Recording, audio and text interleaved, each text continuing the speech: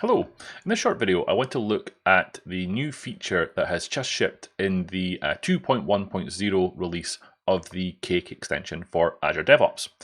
So if you look at the release notes, we'll see that a new feature has been added, which is support for queue with diagnostics. So drilling down into that, we can see that a pull request was submitted by a community member called Nils Anderson, and what he's done, he has added the option so that if a pipeline build is enabled with the diagnostic option, that will automatically pass through to the Cake verbosity to include additional kind of debug level logging of what's going on with the Cake execution. Now, the reason this is important is if I come over here, this is my pipeline that I have got up.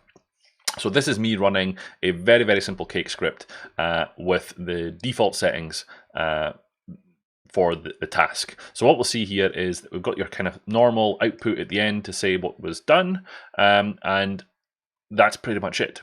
But Cake has got quite extensive logging both for itself, and it will also pass that verbosity through into add-ins, so that if they respect the debug level logging, you get more information about the execution.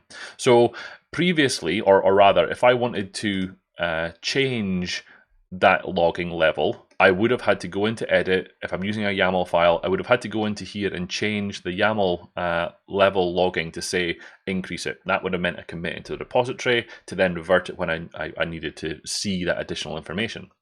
But what I can do instead now is if I rerun this pipeline, I have this option here of enable system diagnostics, and the Cake extension is now going to respect that. So if I click run here and we just we wait for the output to start coming through, we're going to start seeing that diagnostic level logging for Cake itself.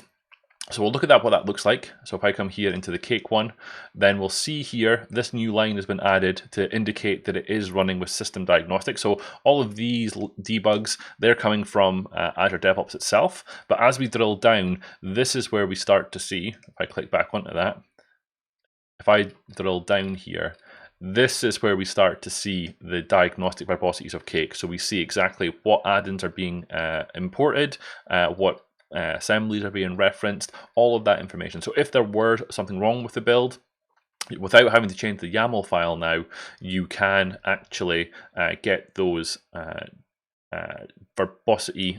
diagnostic verbosity messages from Cake. So thanks to Nils for getting that put together. Really appreciate it. It was something I was going to be looking at, but Nils got there first, so that's great. And it's now shipped and available. So if there are any questions, feel free to reach out in the comments below or on Twitter. Happy to answer any questions that you might have. Thank you very much.